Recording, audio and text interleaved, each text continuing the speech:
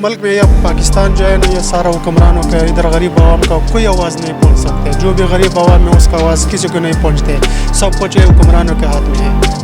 ये सिर्फ आपको फॉर्मेलिटी नज़र आ रही कि हंस रहे हैं, तो ये गवर्नमेंट लेवल पे इन्होंने हमारा बेड़ा गर्क कर दिया। जी, उनका जो लीडरशिप है ना वो बड़ी मजबूत है। हमारी लीडरशिप एक दूसरे के पीछे पड़ी हुई है, इसलिए वो लीडरशिप के हिसाब से इंडिया इसलिए तरक्की कर रहा है कि उनकी लीडरशिप अच्छी है। कि जैसे हुक्मरानों ने इमरान खान को उतारना तो सारे इकट्ठे हो गए थे, और यही हम मुस्लिम लीग के पक्के वोटर थे, और ये इन्होंने हमें ऐसे लवारिस बच्चों की तरह यतीम बच्चों के दिल छोड़ के तो गायब हो गए हैं सारे। अब किस मुँह से ये वोट लेने आएंगे? अब कोई जलसा भर के दिखाएं हमें। अस्सलाम वालेकुम। वालेकुम सलाम। क्या नाम है आपका? सरदार खान। सरदार खान कैसे हैं? शुक्र अल्लाह के करम। हालात कैसे चल रहे हैं? बस हालात तो मुल्क का बहुत बुरा है, सही तो नहीं है। फिर कैसे हालात ठीक करें? न बस ये हमारे हुक्मरानों को चाहिए को वो ठीक करे, हम गरीब आवाम में हम क्या ठीक करेंगे?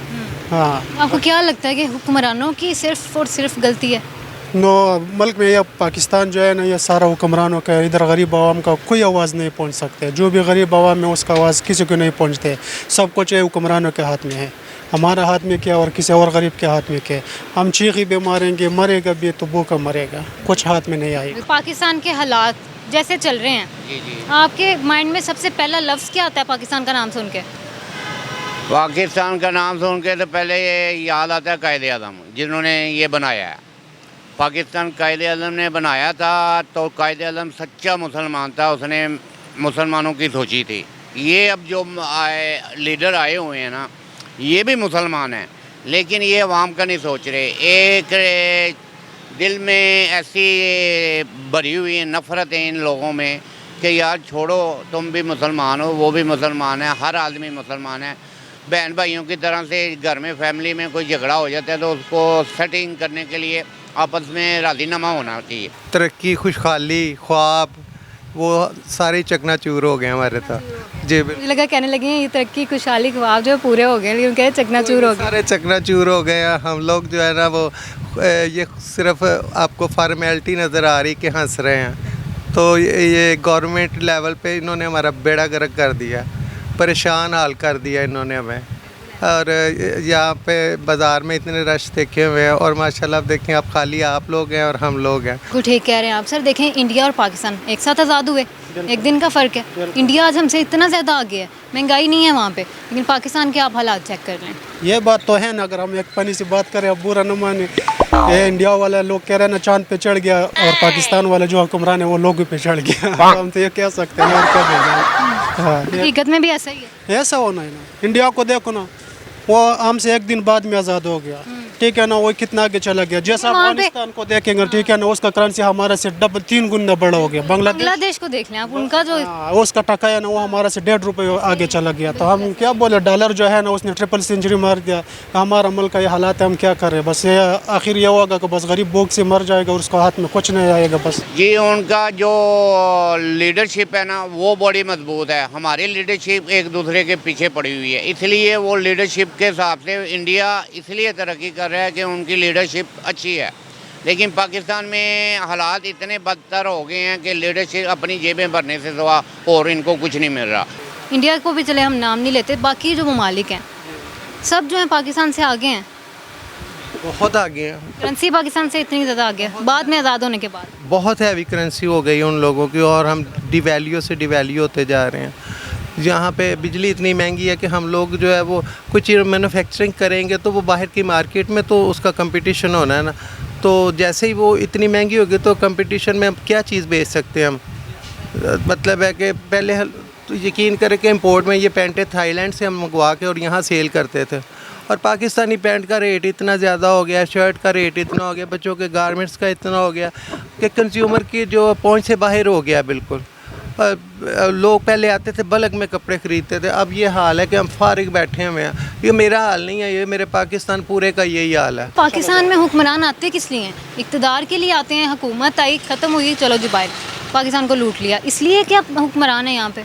पाकिस्तान में हुक्मरान ख़जाने के लिए आते हैं। जब हुकूमत चला जाते हैं वो ख़जाने में जो कुछ लूट लिया वो सारा ले जाते हैं, और बाकी खाली ख़जाना छोड़ लेते हैं। बाकी बाद में IMF से फिर कर्जा लेते हैं, इसमें फिर मुल्क खसारे में चला जाता है। जैसा कभी मुल्क कितने खसारे में, सूद की सूद ही पाकिस्तान। हर इंसान अपना भी फ़ायदा सोचता है, लेकिन कोई मुसलमान सच्चा होगा तो मुसलमानों के बारे में सोचेगा ना। ये तो अब हिंदू हैं, इंडिया में कोई हिंदुओं के बारे में सोचता है, इसलिए हिंदू तरक्की कर रहा है। तो पाकिस्तान मुसलमान का मुल्क है। पाकिस्तान मुसलमान होने के नाते कोई सच्चा मुसलमान आके इधर फैसला करे, अच्छे इंसाफ करे, सब कुछ हो, इंशाल्लाह पाकिस्तान भी तरक्की करेगा। ये तो बाहर की पॉलिसी है कि पाकिस्तान को कैसे हमने डाउन करना है, कैसे नीचे करना है। उन्होंने एक महंगाई का हमें मिजाइल मार दिया हुआ है कि इनको कुछ ना करो, हमारी फ़ौज भी ना आए, हमारा कुछ भी ना आए, ये पाकिस्तान खुद का खुद नीचे चला जाएगा। इसको महंगाई में मार दो, ये उठ ही नहीं सकेगा। अभी आप 2030-35 तक नहीं उठ सकते, ये मेरे से आज लिखा लें 100%। 2030 के बाद ही कोई आपका सितारा चमकेगा बस। ठीक है सर, अब आपने वोट किसको देना है? नहीं, वोट तो हम देखें, मेरी बात सुनो, जो लीडर अच्छा है हम उसी को वोट देंगे। सारे लीडर अच्छे हैं, लेकिन इनमें एक ऐसी चाहत बढ़ी हुई कि हम भर लें, अपनी जेबें भर लें, ऐसे नहीं है। इनको चाहिए कि अपने आप भी भरें और लोगों का भी सोचें। अभी बिलों पर थोड़ा डिस्काउंट होना चाहिए, लोग बड़े परेशान हैं, यकीन करो। आवाम बहुत तंग। मैं सऊदी अरब में रह गया हूँ 25 साल, मैंने आज तक ज़िंदगी में इतनी महंगाई नहीं देखी जितनी आज पाकिस्तान में इतनी महंगाई हो गई है कि इंसान ये दूसरे महीने का बिल है वो नहीं दे पा रहा। कहाँ से ये महंगाई का कैसे मुकाबला करेगा? 5,000-6,000 रुपये रोज़ खर्च है, ठीक है। आप एवरेज लीजिए 5,000 रुपये महीने की, ठीक है। 1.5 लाख रुपए बनता है, मेरी 1.5 लाख सैलरी ना हो तो मैं कहाँ से अपना चोरी करूँगा, डाका मारूँगा? सर इसी बात पे भी तो आवाम रो रही है कि भाई 30,000 हमारी महीने की तनख्वाह है, इतना तो बिल ही आ जाता है हमारा। ये बस देखिए मेरी बात सुने, अवाम ये भी कई जगह पर आके ना अपनी बात सच नहीं करती। 30,000 वाले का गुजारा नहीं है, उसको कहीं ना कहीं दूसरी तरफ से आमदनी हो रही है तो गुजारा हो रहा है। अवाम का 30,000 में गुजारा नहीं है। ये मैं 100% करके लिख के दे रहा हूँ।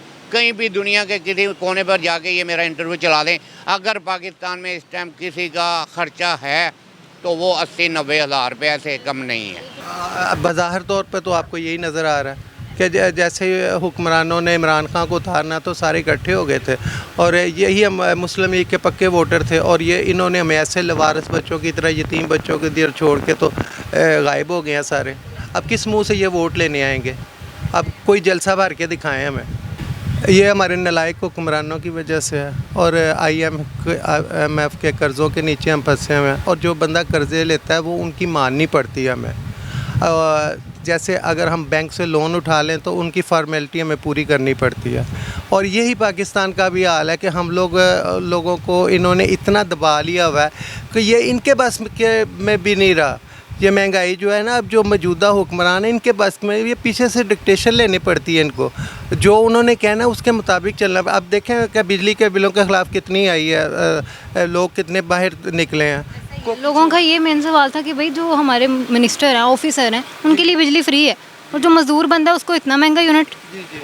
वाकई ये तो हकीकत है। अब वापडा वाले जो एम्प्लॉय हैं उनको माफ़ है, इसी तरह बड़े बड़े ब्यूरोक्रेट्स और जर्नैल जितने भी हैं और जितने आपके जजेस हज़रात हैं, इनको सबको फ्री किस खाते में?